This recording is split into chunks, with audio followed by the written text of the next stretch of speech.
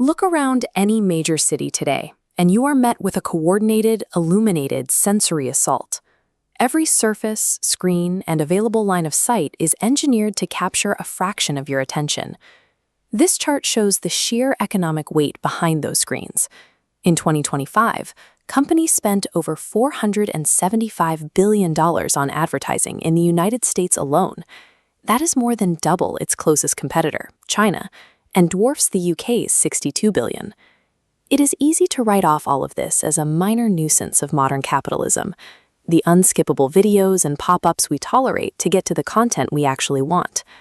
But tracking the money reveals a different story.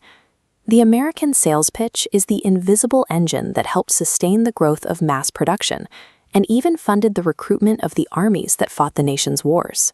Watching this industry grow from a few lines of ink in colonial newspapers into a $500 billion global force shows exactly how sellers learned to stop simply offering us goods and start hacking our psychology. The earliest American advertisements were completely blunt. When the Boston Newsletter ran the first colonial ads in 1704, sellers bought space to announce real estate, post rewards for stolen clothing, and, in a grim reflection of the era, offer enslaved people for sale.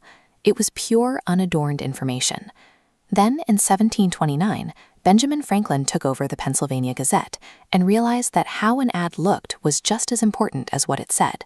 He started experimenting with typography, adding larger headlines, fancy borders, and basic illustrations to physically pull the reader's eye down the page. A few decades later, tensions with Britain escalated, and colonial leaders realized that Franklin's attention-grabbing techniques could be weaponized for economic warfare. Groups like the Sons of Liberty started taking out notices to aggressively enforce boycotts against British imports. Founding father Sam Adams even ran ads publicly naming and shaming specific merchants who dared to sell imported goods. George Washington deployed printed posters to recruit men for the Continental Army. Because recruits were untrained farmers, his notices doubled as instruction manuals, using sequential illustrations to teach them how to load, cock, and fire a musket before enlisting. By the end of the colonial era, the people printing these notices had learned a valuable lesson.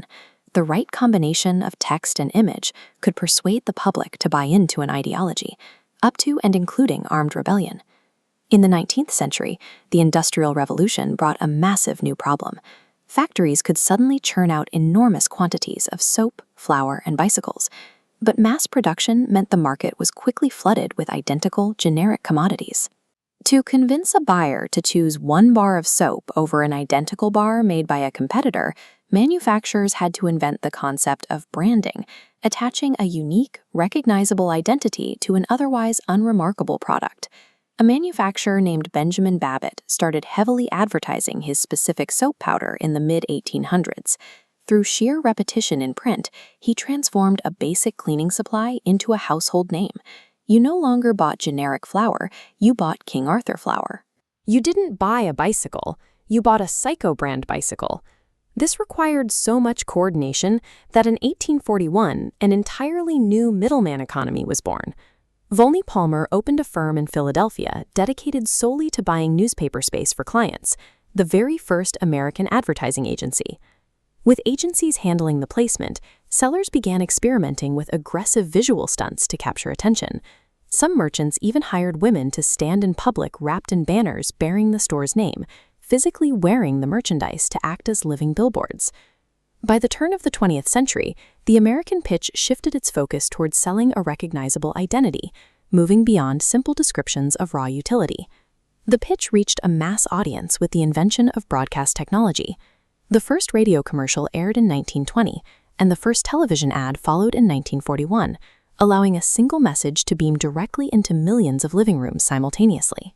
During the World Wars, the United States government utilized this massive reach, deploying aggressive campaigns to enforce rationing, caution against loose lips, and pressure citizens into funding the military through war bonds.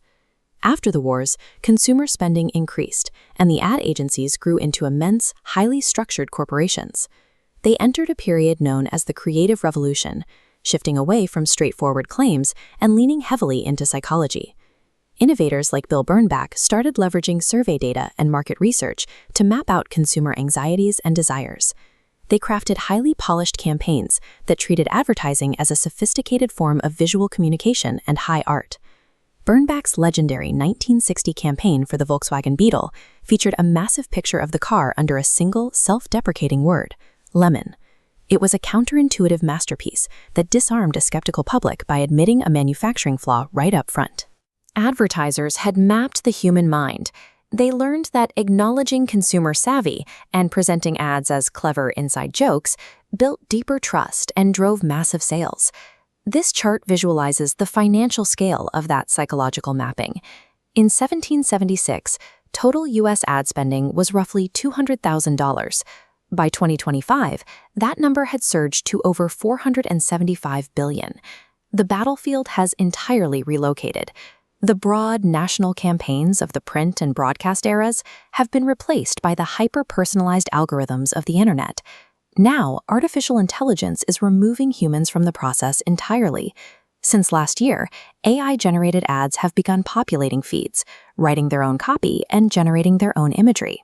These systems can analyze thousands of individual data points about your browsing habits in a fraction of a second, instantly generating targeted, highly specific variations of a pitch tailored specifically to your psychological profile.